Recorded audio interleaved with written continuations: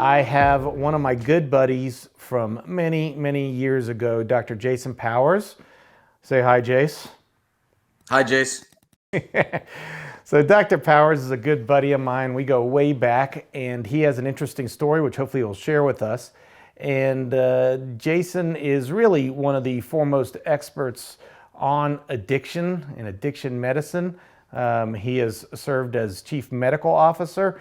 What's the company that you're chief medical officer of now? Now it's called Positive Recovery Centers.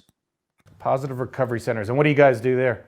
So we actually apply the new science of happiness, positive psychology, to the addictive space. So we believe that if people's lives are more rewarding than the promise of a relapse, the chances are higher they're going to stay sober. And we don't just pay lip service to like taking care of our people either. So, you know, we really consider our staff as much a client as any client is one of my patients.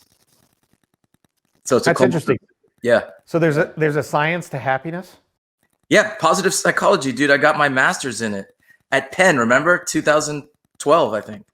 I do vaguely remember, but so because I talk a lot, I don't know, Jason, you know, but I'm constantly fighting about science versus, you know, alternative medicine and not having actual research. So there is research behind positive psychology and addiction? Yes, absolutely. You totally don't listen to me when I talk to you. I told you have to go do this program. It's not self-help. It's actually double-blind placebo-controlled trials. You would like it. So because everyone out there is we hear these things like positive psychology. We hear this all the time. What is positive psychology? Like, what do you tell? You're not telling your patient just be happy, right? No. Well, when most people hear happy, they think it's the online emotional experience. But there's a lot more to that. Remember Aristotle's eudaimonia or eudaimonia? It's well-being. So happiness is found in positivity, which is positive emotions like joy, contentment. This is what most people think is happiness, but that's just the P.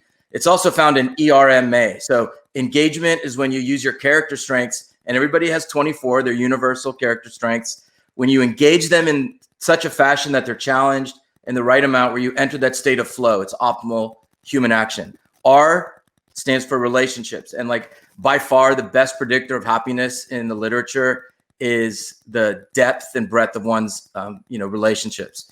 So PRM is meaning and purpose. This is where spirituality is. This is where faith is. But you don't have to have faith.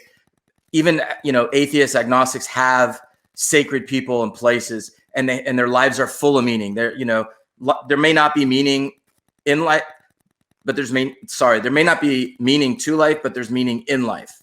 So it's a broad thing. And then A is achievement, and it's not achievement for God glory. I'm thinking of the conquistadors. So it's not achievement for like winning for the sake of winning, but it's actually the peace of mind knowing you exerted your best effort in pursuing meaningful goals. So that's where you find human happiness. Oh yeah, it's outstanding. It's work of Carol Dweck and all these other people, like mindset. Okay. Take everybody back because they don't know your story. Because I want you to tell everybody your story because I find it obviously it's fascinating. It was scary for me at times, but I want you to go back to your story. But I also want you to reflect in that story. Were you unhappy? Does unhappiness drive or depression? Is that driving addiction, or does addiction drive depression?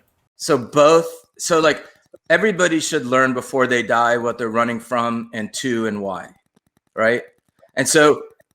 Happiness is the only thing that people pursue for itself. People pursue other things in order to be happy. You either move towards something positive or away from something negative. So yeah, man, I have ADHD pretty bad and wasn't medicated. And kids that have ADD that are medicated don't have a higher risk of addiction.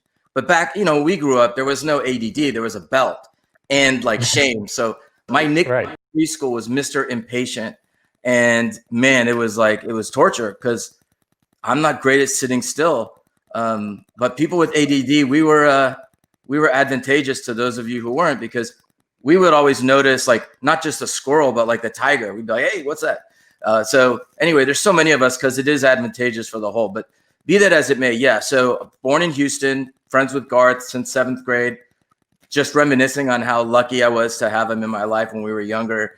up through, I don't know when, but like we don't see each other so much anymore, which is okay. Cause like, I don't, when we see each other, it's like no time has passed. Great guy. Right, exactly. I mean, so many memories. Okay. So yeah, like being unhappy, absolutely. Cause people are just going to try to be happy. And if you go about it the wrong way, like me, you can develop addiction. And I had ADHD, like I said, depression. There's like so many things, there was so much trauma in my house growing up. It was just so bad. And, naturally, like it, not naturally, but like I come by it honestly, like it's in my genes heavy. Food was my first addiction. Absolutely. Like I used to hide candy. When I was a kid, I wanted to work at 7-Eleven because that's where the candy was, right? I mean, that was like not. Well, you were a pizza delivery boy too. Dude, no, I'm talking like 5, 6, 7, 8. Oh, yeah. Yeah, man. Like, sugar was like crack. And you know how the brain operates. So it's like my drug of choice is more. It really doesn't matter what it is. Food, drugs, alcohol, sex, you got it. Yeah, I didn't do heroin or cocaine. That's just because I was always afraid those would kill me. I knew I knew my tendency, and I just didn't want to take the short route, right? I wanted the slow, painful route for death. To me, growing up when I was with you, I never thought of you as unhappy or ADHD. Or did you know that you may be prone to addiction at an early age? Do people that are addicts know that early? Well, I had no clue, right? I mean, I had no idea. I didn't know what addiction was till I was a patient in rehab. So no, at that age, absolutely not. Everybody in adolescence goes through social anxiety and all these other things. I mean, the happiest time of my childhood and growing up was when we were all together, right? Because I had like a stable pod, and a lot of us don't. A lot of patients I treat don't have that. So if you don't have like a stable home environment and you don't have stable friends, it's isolating and it's really bad. So, I mean, I was thriving, I feel like, when we were together a lot of the times, but I mean, Garth, I was stoned so much. Like I was stoned almost daily. Like, yeah, I can't believe you didn't know that. And then sort of like in high school, everything was great. And then junior year and senior year, it was like, I tanked, man. I was like isolating. My grades went bad. I stopped playing sports, and that was too much. That was too much weed.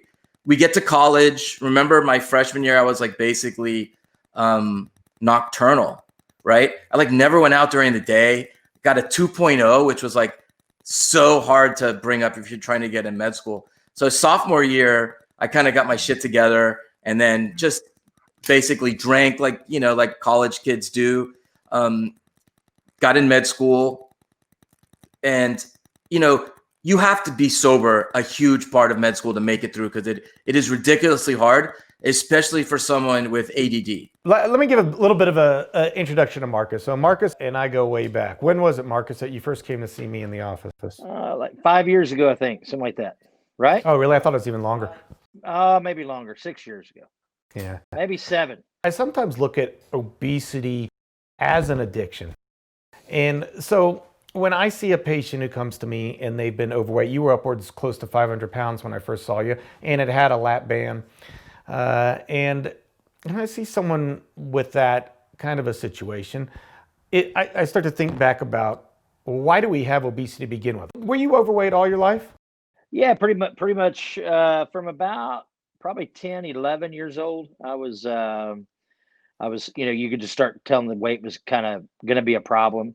Both my parents were pretty big themselves. My mom, my dad wasn't quite as, he didn't really have a problem that I did or mom did, but it was kind of genetically. So it's kind of like a, what do you call it? You thought it was your life sentence, of like, hey, I'm just going to be big, Yeah.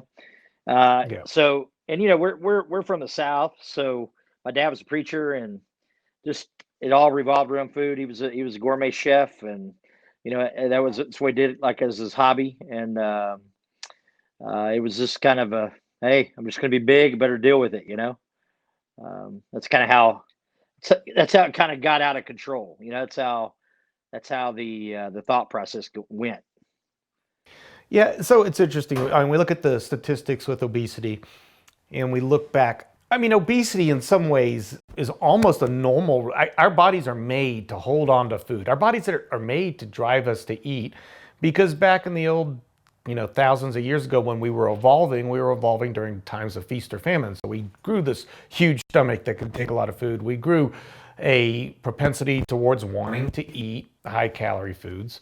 And then, of course, you get into an environment where you grow up around a family who's cooking all the time.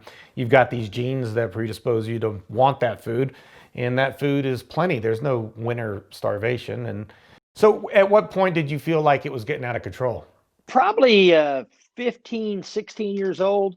I was like, uh-oh, this is not going to be good. I'm just going to be big, Um, and then it, so I really couldn't play a lot in high school. I was more I was more into music and drama and singing. So, I was getting my, you know, I guess, the feeling of being successful through music and singing. And, I mean, I was winning all kind of awards, and I was trying to do the music deal. But then you get into the music scene, and then you realize I don't look anything like the people that are, superstars. How is that going to work? It was before the voice and the turn the chairs and all the stuff like that. It wasn't about the talent. It was about the look. And so just decided, hey, I'm just going to try to make a difference in this world. I became a youth pastor, went to Bible college, that kind of thing, and still just big. Got married when I was 21. Been married 28 years, 27 years, something like that. I think 28 years, 26 years. I don't know. It's one of those years. Been a long. You better figure that out, buddy. Yeah. I asked my wife before the deal. I was like, hey, how many years? She's like, you tell me. I was like, oh God, this is not going to be good if you listen. but I took her to Italy for my 25th, so I'm good there, right? You're good there. Yeah. So just married big. Uh, Started having kids.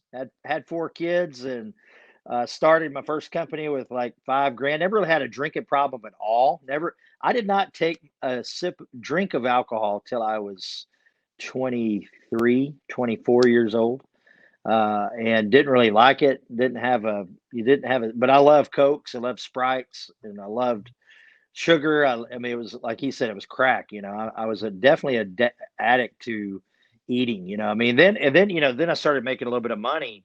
And I didn't go to college. I hated school. Never could be a medical doctor at all. If it takes what you guys did, I'm not doing that. But uh, kind of started my first company with just a little bit of money, and then all of a sudden now I got into a little bit of money, and then it wasn't like Red Lobster was the place to go. Then it was like Ibiza, and then it was Uchi and all the crazy places that you could really start thinking of. And I was VIP at all the places in town. Could bump a table anytime I wanted to come in, and started drinking big bottles of wine. And then it really became where I started kind of like, okay, I'm going to now personify the Godfather of this whatever. I'm going to pay for my fun. We're going to have friends, but I couldn't do anything. I literally couldn't tie my shoes. Couldn't had to take my shoe off to put it up on the counter to tie it. I would plan my days when I was working not to get out of the truck. Never did a damn thing. I mean, never did nothing. So came to you, and if I'm gonna have the surgery, I'm gonna go find the best guy in the world. And he wasn't available, and I found you. So I came Touche. to your, I came to your place, and here's this guy who's talking about plants all of a sudden, and I don't remember, but you tightened my band. Remember the first time, that you tightened my band up. Like, let's try that again. So I went to Ibiza, and I said, Charles, give me a veggie plate. And Charles loaded me up with all those olive oil, vegetables, that he so loved to do, and got stuck immediately and came back to you like in a panic. Hey, I can't, nothing's going down. You undid it. And then it was like, hey, if you want to do it, let's look at that, keep trying to do it. Let's kind of reconvene. I think I took a few months off from even, talking to you, maybe more, almost a year, maybe. And then I came back to you and said, hey, let's go, let's roll. Um, you know, that's kind of how it all started. So then we did your gastric bypass, and you did super well after that. Remember that? Yeah. I came in and I was like, hey, how much weight did I lose? I mean, I lost like 30 pounds on the pre-op, like it was something crazy. But the thing about it is I would thought that I was trading, this life that I used to have of greatness and coolness. And so I remember like the 2 weeks before I had planned the whole week out. I mean, I ate at Killins, I had Kobe A5, I had every major meal you could have. I flew friends in from work, all across the country to have my last meal with me, gave instructions to all my buddies. Hey, if I die, do this for me, do this, do that, all those things. And, came into surgery and it was a real solemn. And, the thing about it is like up to that point, some of the pictures you see of me with my sons in football uniforms, um, some of those were the last pictures that I had planned on taking if I had died. You know what I'm saying? You thought you were going to die from surgery or from I, just? I just didn't know. I was like, I have no idea. Here, I'm 500 pounds, going under the knife with, with a preceding, operation that was, done by one of your friends, and I just didn't know. I had no idea. So, I remember I remember in the surgery, in the pre-op, and the song "Sailing" was playing, "Sailing," Christopher Mhm. Cross, and so that's one of my songs, my workout songs I listen to. But um, the my wife said, "Hey, we didn't get pictures." And I was like, "No pictures." Wait, stop for a second. You work out to the song "Sailing"? Oh yeah, yeah. Sometimes I do. Yeah, really. Dude, we need to go over your playlist. But anyway, I have a very eclectic workout playlist. They're all yeah, "Sailing" would be something I might listen to in a bathtub. But yeah, but they're all memories of yeah, just spots that just changed my life. But but Mandy took two pictures, and that's one of the pictures that I think you're showing right there, of because I didn't want any pictures taken of me at all. I was like, I'm an embarrassment. I may be super successful in the pipeline world of supplies and making shit happen on a pipeline, but as far as me, I don't want him. I don't want a memory of that. Just remember me of how. Remember that I started a company of $5 grand and grew it to $18 million. That would be a yeah, memory, kids, that you guys need to have. Not that Dad couldn't control how much he ate and he's 500 pounds. right. Um, so so it's a different kind of addiction. I didn't even never smell marijuana until for forever. Some of the stuff that people talk about, like going through college and drinking, and I never dealt with that. I dealt with food. You know, But well, tell me this: like after the surgery, after you had the bypass, what did it give you? Like, what? How did it help you? I don't know. Whenever you go in surgery and then you don't know it's going to be a life changing moment, I can't remember everything you told me, other than uh, you know, I think I don't know, but you basically said, hey, this is going to give you about 75 to 100 pounds head start, and you have to lose close to 200. You have to almost lose over double that. So in 2 years you could be back where you're at, and you're going to have a year of happiness, a year of fun, but then it's just going to come back. And I don't know, some of those things that happened during that time, because it's just, I mean, it's so emotional. I came home from the surgery and I just remember crying on my chair, just crying. I was just boohooing. Well, I mean, 2 days after surgery, you know, Boo-hooing out of like loss of your old life, or no, just sobbing that it came to this.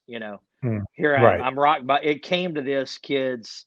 I only did this for y'all. I didn't do it for me. And I'm sorry. Because I mean, it was so miserable. So you did the surgery, you felt like a failure, and the doing the surgery felt like a failure. Yeah. Yeah, it's like you couldn't do it on your own, um, that kind of thing. So it was kind of like a rock bottom moment for me.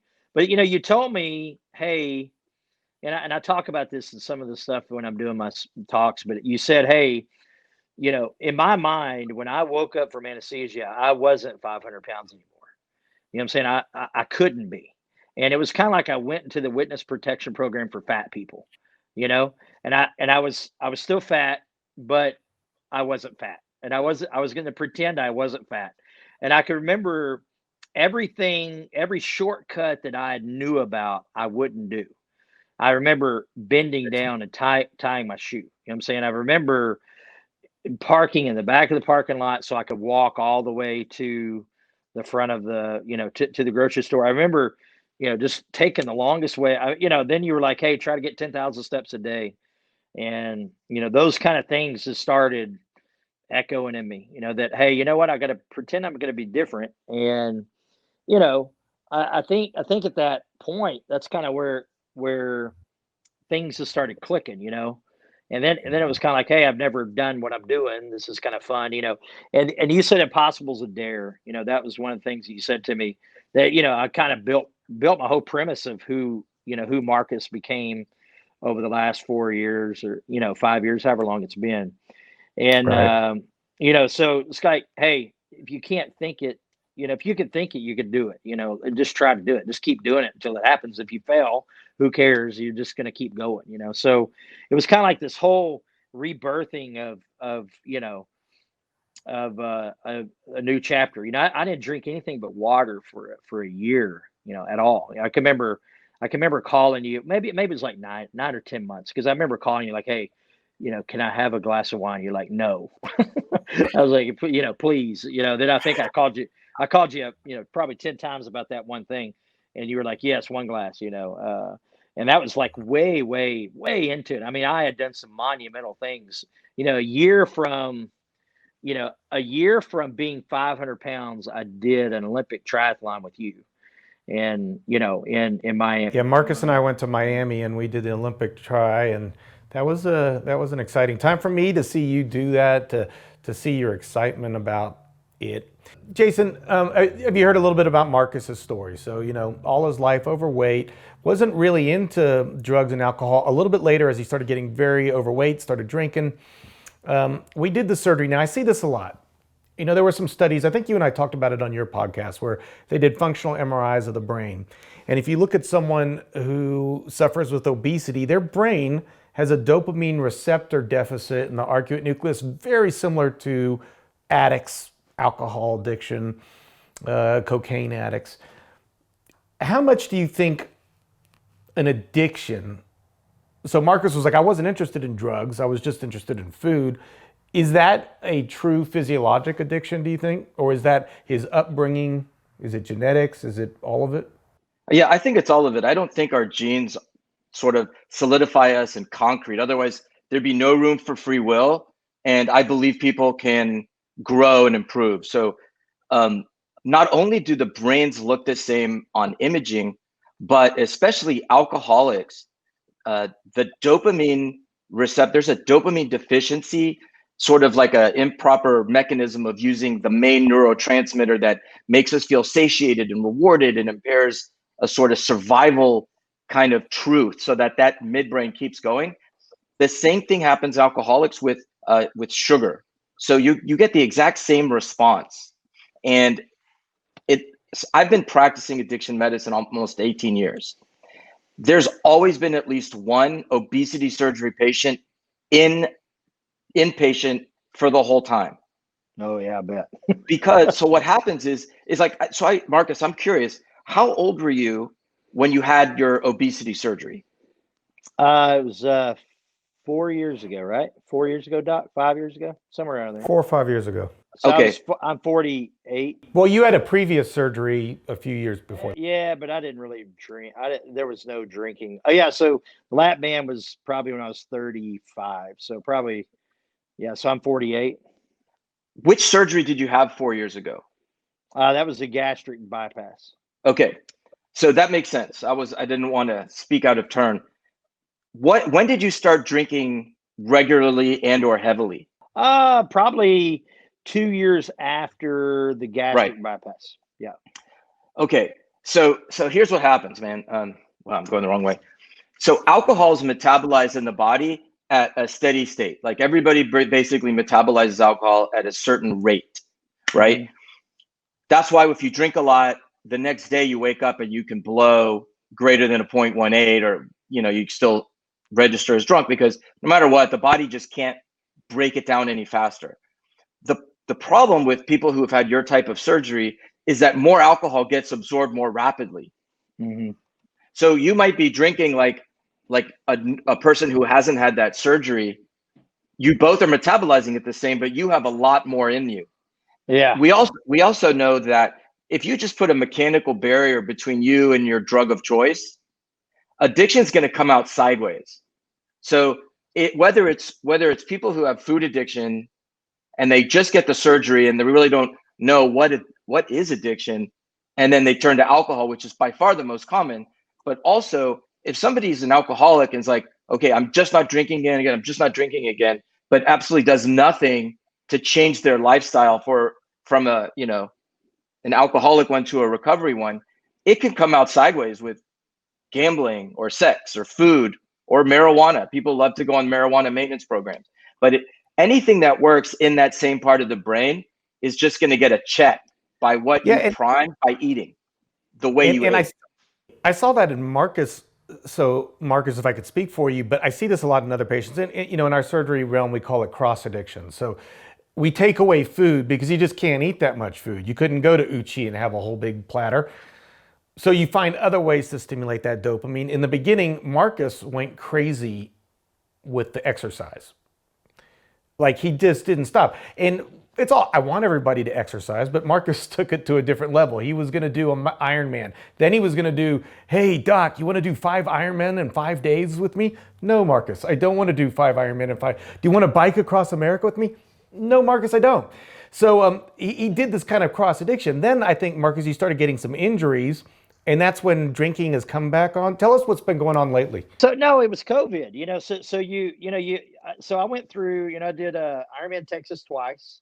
I did the next year. I did. I raised like $100,000 for Ironman Foundation. I did Kona, and so I did Ironman Kona. During the whole time, I documented the whole thing with the film crew. Getting ready for a deal. Then I did Ironman Arizona 2 years ago. 2000. What was it? 2019. We did Ironman Arizona, and then 2020 came, and we were going to do Texas again. Just gonna be full on. I was in full ramp mode. I mean, when COVID happened, I was riding 60, 70 miles on the weekend, and I was running a half marathon, on training with with no stops. So I was pretty much on track.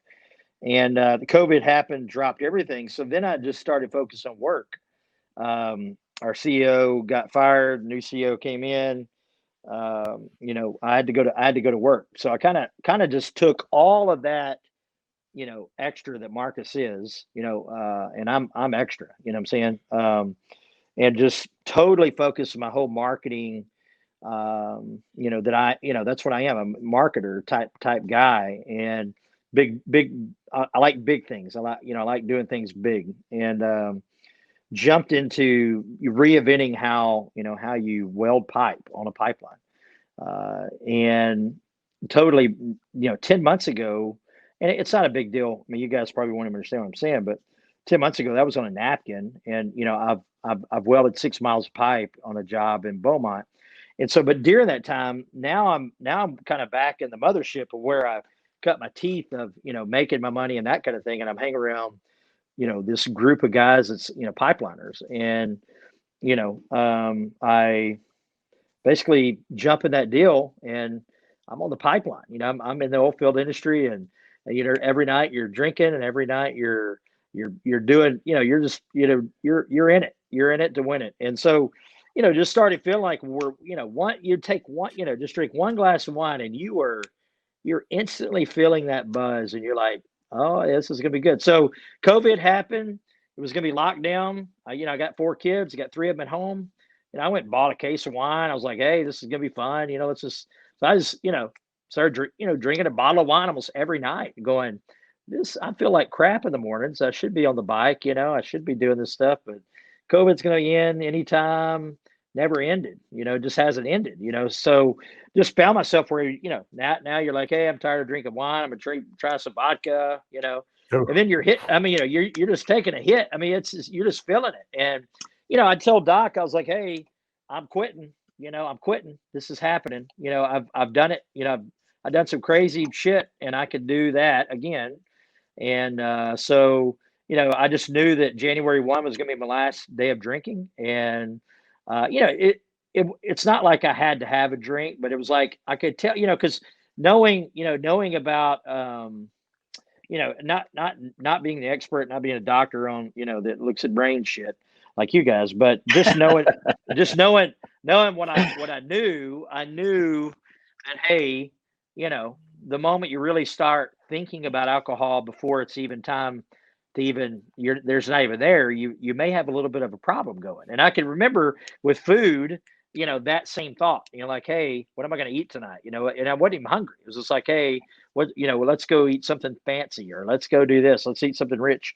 And so, it's just noon would kick, and I'd be on the pipeline, or I'd be at the shop, and I'd be like, what kind of wine do I have at the house? And start kind of planning that out. I'm like, this is not right. So, just a couple of, just being who I am. I just said, hey, you know what? Well, see, it's the being who you am. This is what I want to ask Jason, because this is an interesting, you remember that movie Awakenings, where Robert De Niro is the Parkinson, they come up with the medication. Was it Robert De Niro? I can't remember. You're right. Yeah.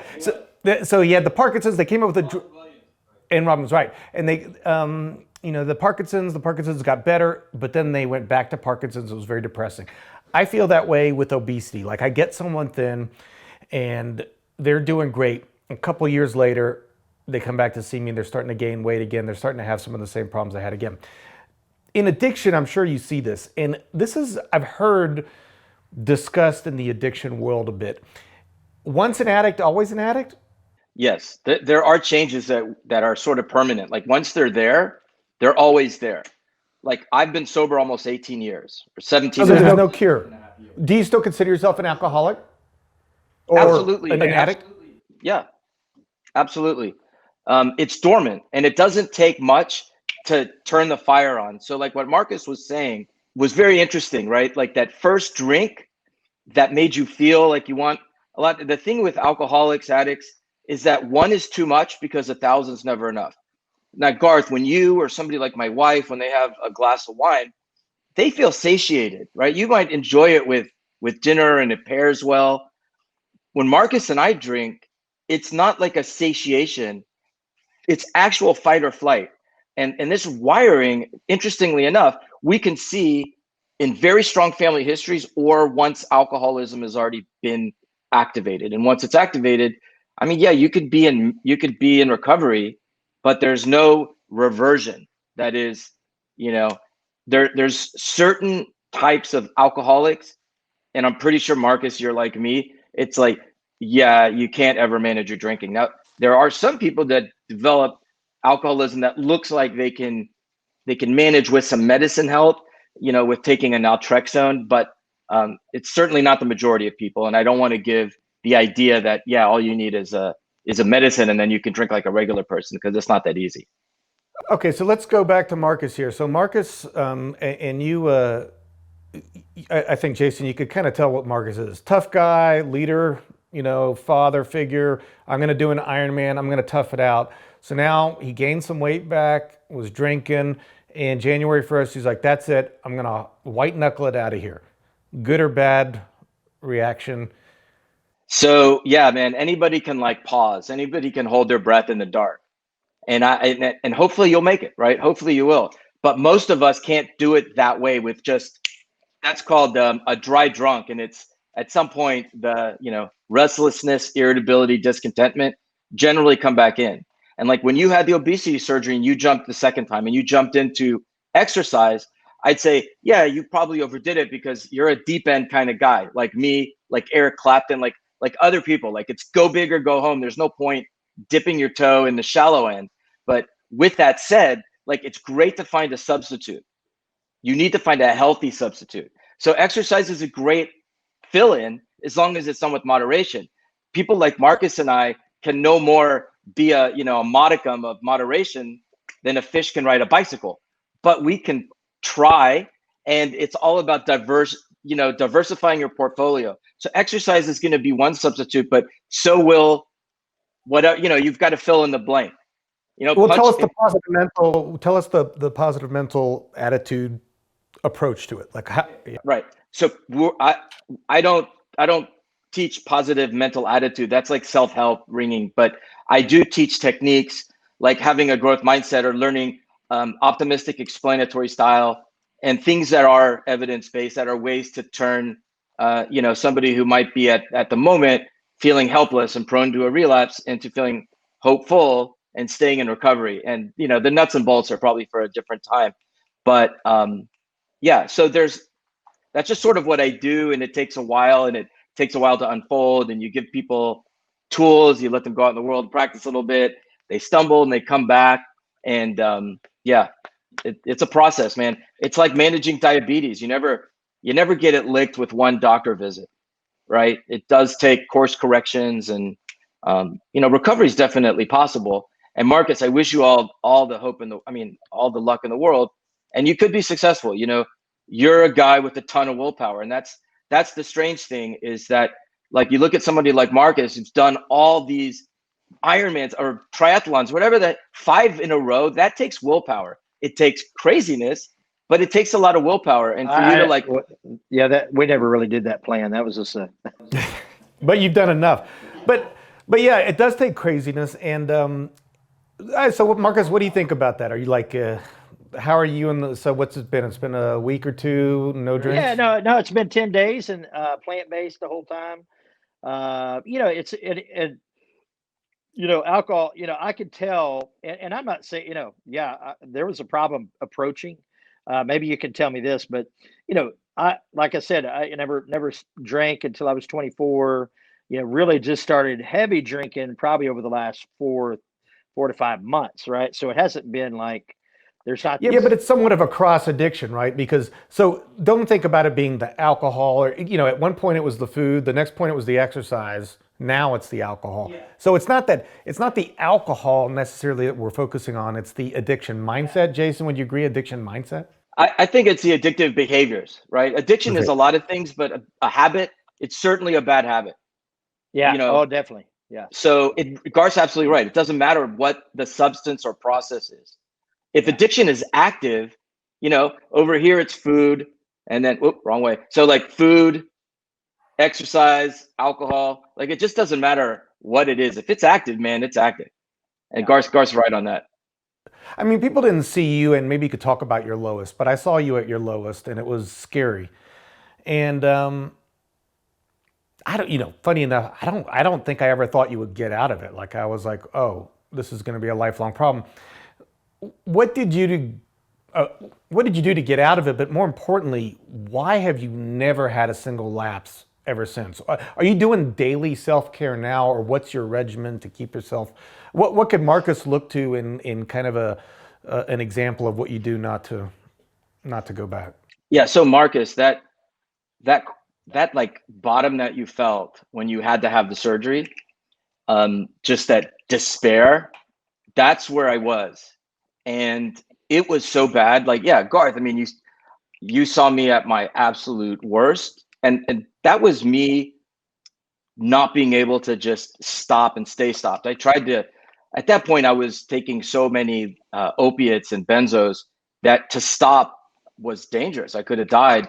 My body just wouldn't let me do it. So I was just always sedated, and it was ugly. And it was so bad, Garth, that I don't have to get on my knees on a daily basis. For me, the thought of taking a pill or drinking is the same thing in my head as I might as well stick my face in a engine, in a plane engine as it's going off a cliff, because there's nothing good waiting. Like there would be no benefit. There's no upside. I suck at drinking. I suck at doing recreational things. So I just don't do it. So it's a line in the sand type thing. Yeah, it painfully won. That awareness, very painfully won. The other question I have for you, because I see people, we talk a lot about goals and goal setting. This is getting a little bit away from addiction. We all have our little, at least minor addictions, Well, not addictions. Even though you do a habit, it's not Habit. addiction is not an adjective. Right. I got you. It's a disease. Okay. Let me take it this way though. I talk to patients and I struggle with the best advice on this kind of a ground. So there's the idea that for some patients, I feel a line in the sand is necessary. Like, have you ever heard the saying, doing something 99% is tough, but doing it 100% is easy? Because if there's just you've never heard that before? Oh, I get it. Yeah, totally get that. Because like if I tell someone I want you to eat healthy 99% of the time, then they have like, some chips and then they're like, that was my 1%, but well, maybe I'll have chips again this afternoon and then I'm going to go, but if there's a line in the sand that says no chips, no chips, is that better? Or then some people are like, well, if it's extreme, I can't do it or I won't stick with it. So I need a little chips here and there, that kind of thing. Okay. So it just depends on the individual. So yeah, if I have chips, I'm going to have those negotiations in my head where, well, that really wasn't 1%. It was like 0.8%. So I could stretch it out a little bit. And then, like, what was that thing, Body for Life, where there was like a cheat day? So there was a cheat day, right? And I would wake up in the morning on my cheat day and I would eat nonstop shit. And Garth, like halfway through me telling you all that I was eating, you're like, I really don't think that was the ethos of the cheat day. I think it's like to have a meal, like maybe at a Mexican restaurant, Jason. I'm like, oh, really? It's not to like go buy everything I've ever wanted in my life and eat it at one time. And then because I hate myself, like eat it again. Yeah. So some people say, oh, you have so much willpower because I don't drink. No, as long as I don't drink, I'm okay. But once I have one, that turns on that craving for an unlimited amount. So yeah, that line in the sand is survival. So Marcus, do you feel like, what's your plan of attack here? Are you going to go with the 99%? Or are you going to go with the 100%? No, it's a day by day deal. I think with me, I can remember back even before the weight loss surgery. I got hooked on Ativan. Right, I was having anxiety like at 22, 23 years old. Thought I was going to have a heart attack because I was so big, right? And it was like, I'm going to die of a heart attack. So went to the heart doctor. They did a heart cath. I talked him into that. And finally, like, no, your heart's perfect. What are you doing? You're crazy. So we're going to give you Ativan and just take one of these when you feel that way. So I remember doing Ativan for, like starting off with like one at night. And then it would be like, I can remember like 2 years into it, which you should never take Ativan that long. I don't think ever. But, they didn't tell me how addictive it was. But, I was taking 4 or 5 a day, and, I was like, hey, I'm quitting. I told a doctor friend of mine, I'm just quitting. He's like, dude, you can't quit that shit that way. You got to wean yourself off and it's super hard. You need to probably check in somewhere and go get help. And I was like, no, I'm going to do it. So I kind of started weaning back. So this whole thing of, everything this doc saying, my dog is barking in the background, but, the everything he's saying is relatable, so you can just see the traits of where I've been. I always go, there's always levels of different things that I've attached myself to, one thing that I love, one of the attachments that I love is I love helping people. Right. I put myself out there, with the following that I've got, with the story that I have, all the footage that I've accumulated, climbing the mountains and doing the things that I love, to do, all kind of just culminate around just trying to help people through the day to day. So it was real vulnerable, probably 2 weeks ago when I started talking about, hey, I'm not drinking. I can't remember a day in the last 4 months that I haven't drank except for 1 or 2 maybe. And, so looking at that going, hey, vulnerability is like, hey, Marcus is a superhero and he's done all these Ironmans. He's a badass. And, hey, let's be like Marcus and you can do anything you set your mind to. I mean, the Ironman world, that's kind of what I set myself up to be, I thought. You got to be careful of that, Marcus. I see this a lot, right? Where you become a hero to others when you haven't completely healed yourself, if even you're ever completely healed. And then you have this added burden of wanting to help others and be an example to them, but yet struggling with your own problems. And you also got to remember, and I think Jason kind of hit on this and maybe can again, but you do what you always done, you're going to get what you always got. So I would just caution you not to be like bullheaded, like I'm going to beat this because I'm Marcus Cook and I could beat anything. And maybe look at something else and realize, look, I got a problem and I may need some help in fighting it. I might not accept your vulnerability to look for help. Yeah, that's where I was going with it. So being vulnerable is like, hey, let's get on a podcast with Duck and talk about drinking. That is vulnerable. With someone that I've ever met in my life. So I'm all for it. It's a deal of like, hey, I came to you to get help one time, and it led me to some badass stuff. So yeah, I believe that you meet people in your life and the puzzle pieces work themselves out of like why you met that person. You know what I'm saying? Like tonight, it was to meet your buddy here, and probably have a relationship with them, saying, hey, okay, so how do we really beat this thing to where this doesn't creep up in another area? And, how can I help my kids if this is my dad was an alcoholic, so I'm all the things that kind of start ringing a bell, like, hey, you know what, this is, and, the thing about it is that once you put yourself out there, I've gotten more DMs and, messaging from people that are, all in the space that I'm in of like, hey, I've been drinking this whole year. I got to stop too, Let me so tell you, it's a real issue. Yeah, when I want patients to find a role model, I don't want them to find the ripped six-pack abs. Oh, look, for 6 months I did something and look how, I want them to find you, Marcus. I want them to find someone who's been in the trenches, knows that you could make these huge changes, but knows that, the future is tough. And I always tell people this is not just weight loss, but life is a journey and not a destination. You're not going to get there one day and be like, oh, here I am, an Ironman, everything's good for the rest of my life. It just doesn't work that way. Yeah, no, it's the real deal. It's a real deal. Go ahead, Doc. Hey, you guys are both, I think, really experts on this topic. And so I want to kind of open it up. Jeff, we got a lot of people asking questions. So this is a question about 12-step. Are you a 12-step member? What do you think of the 12-step program? Jace, what do you think of that? Yeah, so when I got sober, I went to a gazillion 12-step meetings. And, 12 steps sort of stays anonymous at radio, television, film. So I'm definitely not speaking as a member. I could tell you personally, there's evidence that it works, but it doesn't work for everybody. It does not work for everybody. In fact, most people don't get sober through a 12-step route.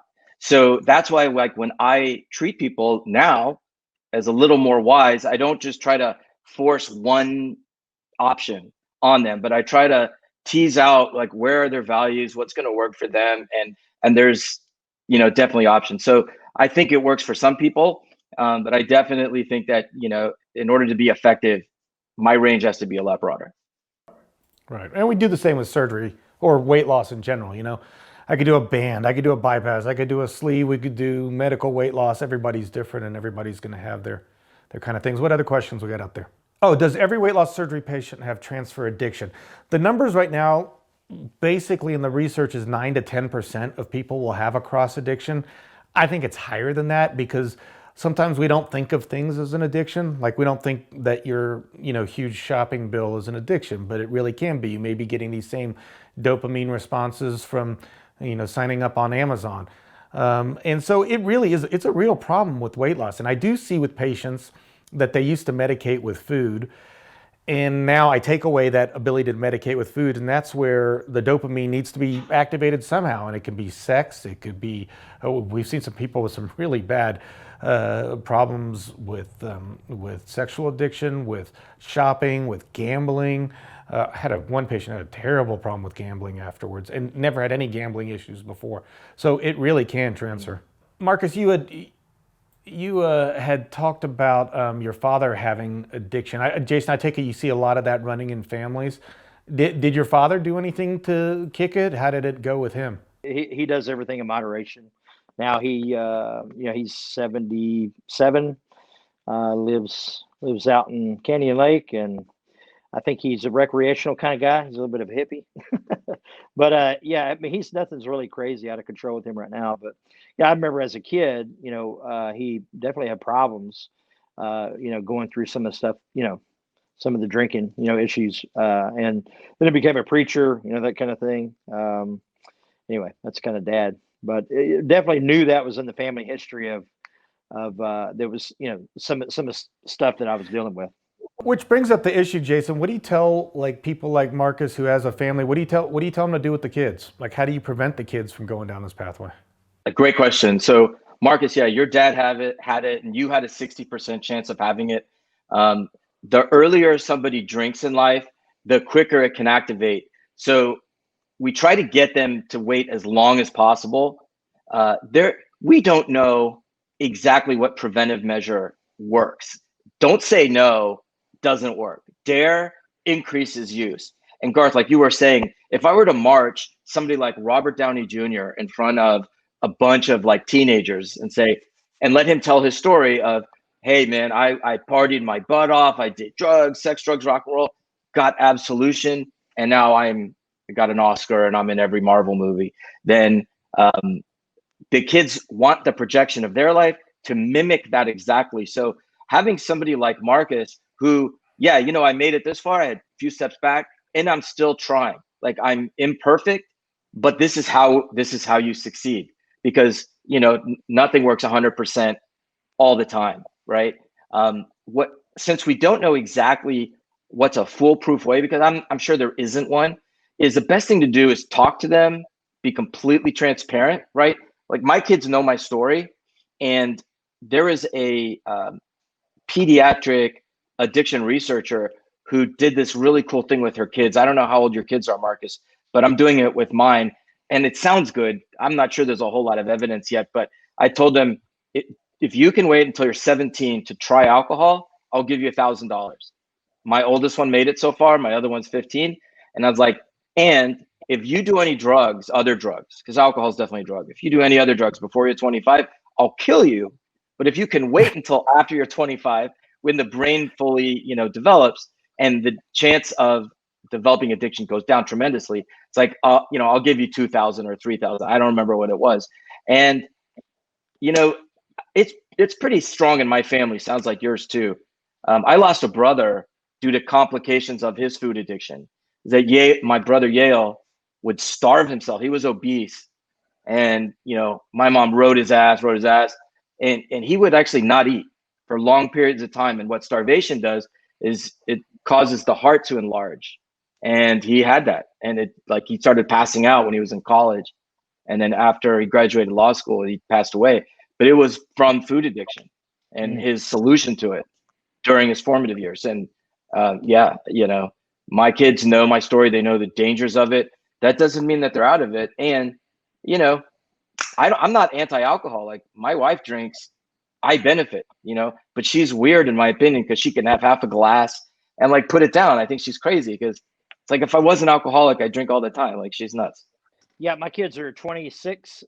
Really, no, showing no signs of any, any kind of issues with it. 26, 21, 18, and 14, and they all didn't drink till they're 21. How's their weight? How's yeah, their my son Zachary, he's done a 30K running event. Then he did a 50K running event. And then he's done a half Ironman. So, But you got to see their pictures, Jason, because the whole family lost weight with Marcus. The whole family really lost a lot of weight with them. We all,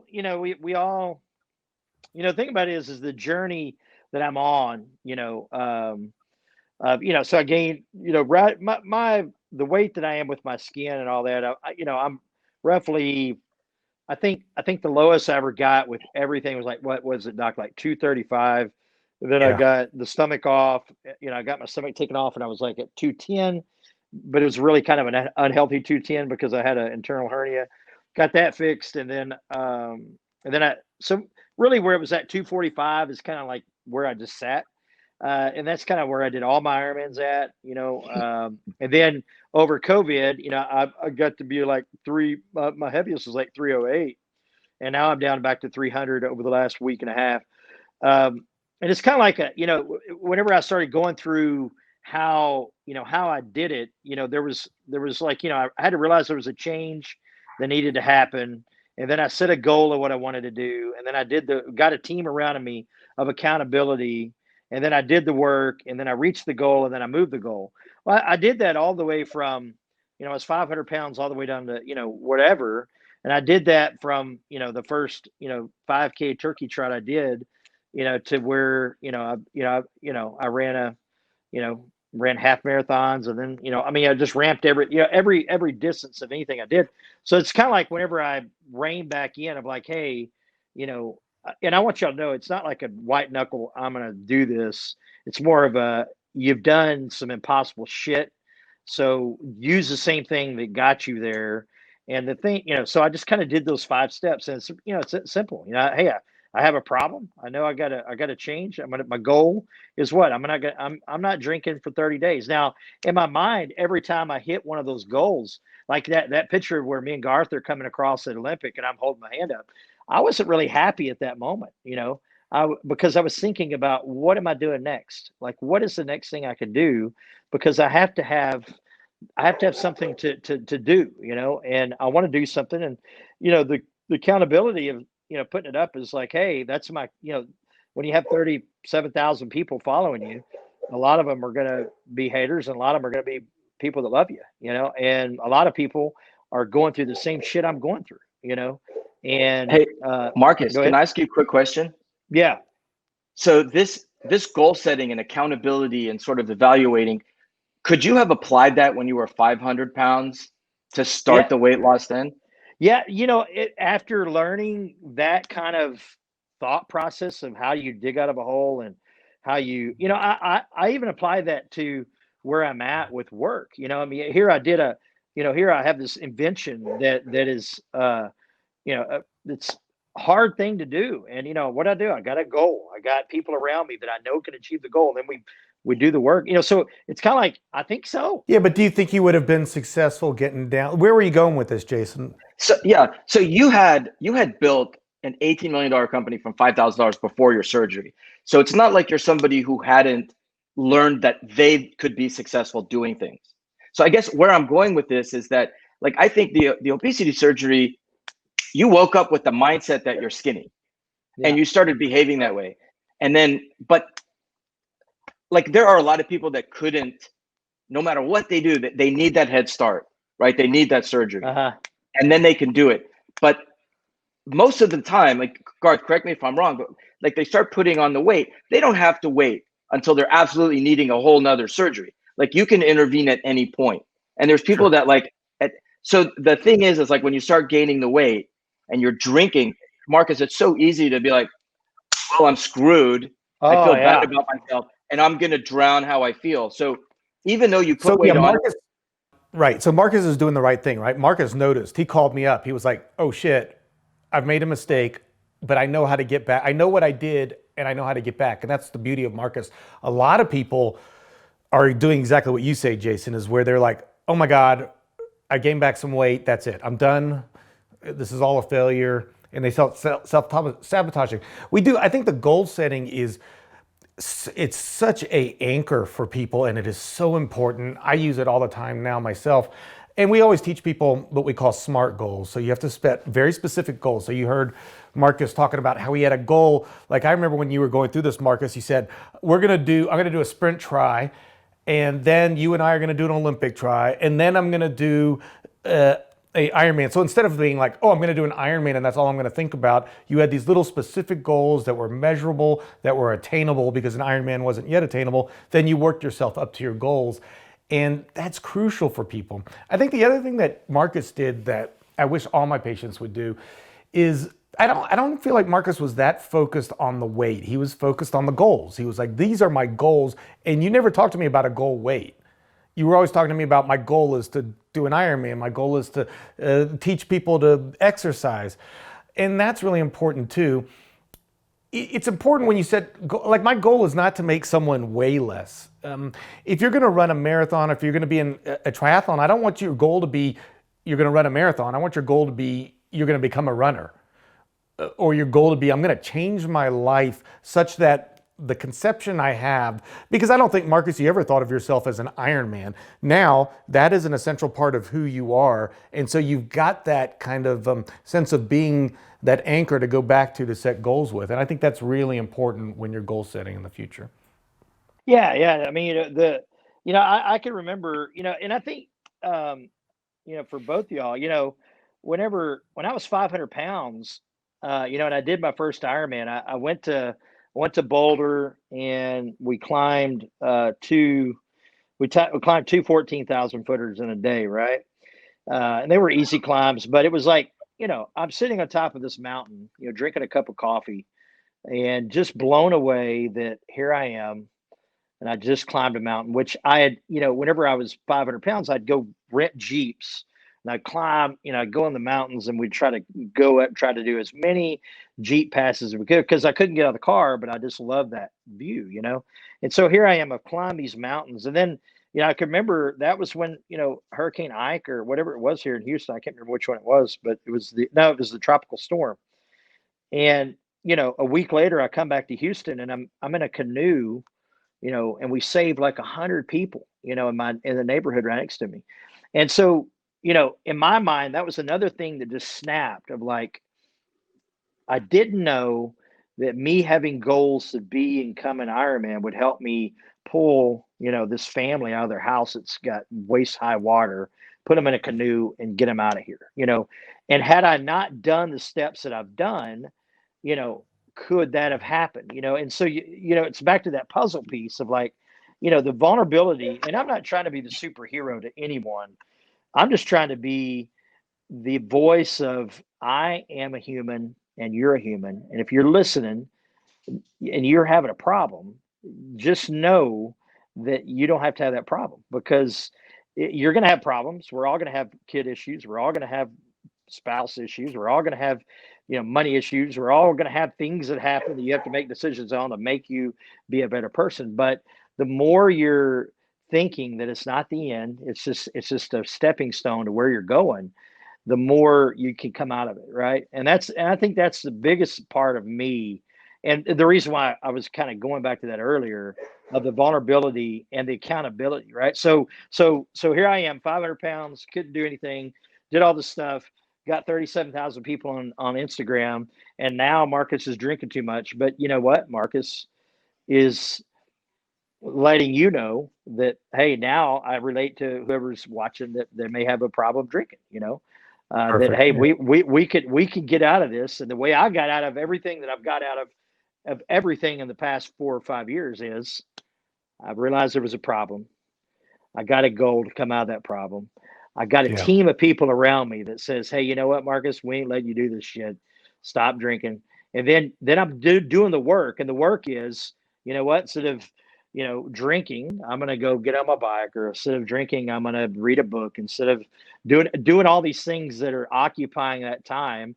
Because, when I was getting off that Ativan, I had to think differently. And I remember that I had to, and it's not, and back, it's 5 months of drinking. It's not like I've been drinking for 4 years, but it was that feeling was starting to hit me, and I didn't like that feeling because it was Right. That loss of control. well, no, it's just the same feeling of like, hey, this feels too good and it's too easy, and this Yeah. is nice. This is a relief from the pressure of the COVID world that we live in. Yeah. Well, the COVID world has thrown us for a loop. I think we have a couple more questions. I don't want to hold you guys too long. It's been an excellent talk. You guys have really hit all the topics I wanted to hit. Can I stop my food addiction, especially at night before bed? Or how do you stop it? Yeah, I mean, look, so, and Jason, we talked about, so with food, it's a little bit complex. Because there is a physiologic component to it. Like, you could stop drinking, right? You could just say, I'm not going to drink anymore. But with food, you got to eat. There's also a physiologic, so we talked about dopamine driving you to want alcohol, but there's a very primitive part of your brain and your brain stem that drives eating. And we are designed to eat. Our bodies didn't, evolution didn't care if we were fat. It just cared that we got enough food in order to procreate. and live through a cold winter. And so we still have this hardware, and that hardware secretes ghrelin that makes you hungry. Your fat cells secrete leptin. And if you start losing weight, the leptin drops, and your brain's like, oh my God, I'm in a starvation mode. So it is difficult. What I tell people in that situation is, first of all, like Marcus was saying, and like Marcus did, you got to become a different person. So a lot of people feel trapped by these, I guess, Jason, you don't want me to call it I'll call it habits. I don't want to call it an addiction, but trapped by these habits, because you think of yourself as, like, for instance, I'm not a person who likes plants, or I'm not a person who exercises. And so you've built this wall around yourself where really the biggest habit you got to quit is that habit of being you, and realize there's another person out there. One of the beauties I get in my job is I get to see people like Marcus completely reinvent themselves. So you got to get a new identity of someone who can do these things, who has done these things, so you have that to rely on. Then you've got to set very specific goals, like very specific. I like the 100%, like we were talking about before. Line in the sand, I'm not eating past 7 o'clock. I'm just not doing it. I am not going to eat past 7. I'm going to eat up to certain times at regular intervals. I'm not eating past 7 o'clock. I will drink tea. I will have, there's a great book called Beck's Diet Solution. Judith Beck is one of the, do you know Judith Beck, Jason? Yeah, she's a cognitive behavioral therapist. Yeah.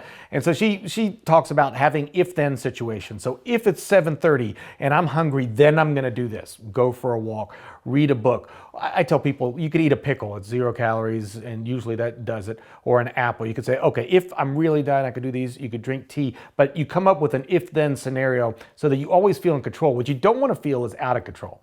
When you feel out of control, that's when you really start getting back into those bad habits. But I see people kick these habits all the time. I see people like, like Marcus, who's going to kick it again. And I see people like Marcus, who become Ironman and become people they never thought they could be before.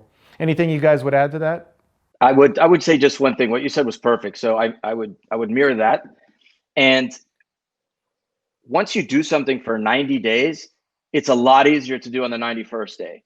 So good habits are really hard to start. So yeah, the idea of, not eating at night during the witching hour, we called it.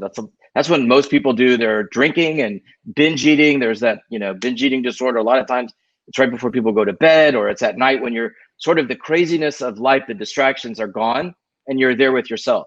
But if you, like what Garth said, absolutely, man, whether you think you can or you can't, you're right. And be that type of person, but just set yourself those little specific goals, but also remember, like, okay, I'm going to evaluate on day 91 and I'm going to really see if it's easier, because once you start to get in the habit, man, now you're doing it and it's easier momentum, but it sure is hard to start. So my heart's out to you, but just, you could do it. Like, why not you, right? You have all the same machinery we have. Exactly. We have some more questions here. Marcus could read it there. Only when I'm with Dr. Garth and he talking to him. So no. No, he's there. Yeah. No. So Jason, when you do therapy with people, do you is it intensive? You're not doing psychoanalysis, is it? No, you not Jungian. Yeah, it's not young. So most of what I do is inpatient, but I do have clients that I work with and kind of get them through the program. Like, they don't pay doctors through insurance to do what I do, like the positive psychology stuff. Unless I'm writing a script or seeing somebody in 10 minutes, there's like no reimbursement. So I do have private clients and I do this. I work with a lot of athletes also because of the substance abuse, but not only that, but because, their friends tell them, and a lot of what you're talking about, a lot of mindset things applies to, if you make a mistake on the court or once your career is over, the things that we tell ourselves is really the most powerful determinant of what brings happiness at the end of the day. So yeah, I mean, I don't sit down and look for Jungian shadows and, do Freud stuff, but I do like, I believe that the past a lot of times has to be uncovered and all that, but the past is best as a guidepost rather than a hitching post. And I like to give people tools now and working for the future. That's fantastic. Hey, Jason, what are your books so people can look out for your books if they're interested? Tell us what your 2 books are and what do they offer to people? Who should buy them? So When the Servant Becomes the Master is the first one. Its second edition came out like last year or the year before. I don't know. The weird thing about COVID is like my temporal knowledge is Yeah, I just know. skewed. Like you could tell me it's any day of the week, any day, and I'll Yeah. believe you. So yeah. So Sure. When the Servant Becomes the Master is a kind of explains what is addiction, and it talks about food addiction, but it's really kind of like a good reference book, and it's written for everyday people. And then there's the Positive Recovery Daily Guide. And if you want something that will boost where you find human happiness, so something to boost either positivity, engagement, relationship meaning, or achievement on a daily basis, you start on day 1 when you pick it up, and it's really best done with a partner. But it's hard to do because I had to make it that way so that it's going to be worthwhile to repeat it year after year. So it's called Positive Recovery Daily Guide, When the Servant Becomes a Master. And those are both available on Amazon. And Marcus, people could find you on Big to Little. Big to little. That's it. Big to little. At Big to Little on Instagram and Big to Little on Facebook too, right? That's right. All right. Put Well, links in the description. and we'll put links in our description that will be on my website and on the different social medias. I thank you guys a lot. That was really an awesome conversation. I thank you guys for being vulnerable and sharing your experiences. I know it's kind of a private issue that we bring out into public, but I think it's going to help a lot of people. And I love you both. Love you too. Marcus, see nice to meet you. Hey, nice to meet you. All right. Good to see you guys. Take care.